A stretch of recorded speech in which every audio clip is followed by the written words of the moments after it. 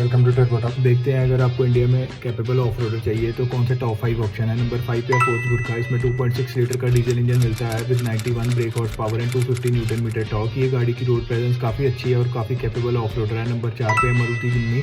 इसमें 1.5 लीटर का petrol engine मिलता है with 103 brake horse power and 134 newton metre torque. ये गाड़ी आपको 10 लाख के अंदर मिल जाएगी, जो कि काफ़ी वैल्यू फॉर मनी है। नंबर 3 पे है महिंद्रा थार। ये इंडिया में बहुत लोगों की पसंद है। इसमें 2 इंजन ऑप्शन मिलते हैं। Diesel gives 150 brake horse power and 300 newton metre torque और petrol gives 150 brake horse power and 300 newton metre of torque. Number 2 पे है CJ3 भी यहाँ पर रिलीज। इन्हें यूएस मिलिट्री में भी यूज़ किया गया है। इनके पावर की कोई एग्जैक्ट फिगर नहीं है, इसमें इंजन आप अपने हिसाब से डलवा सकते हैं।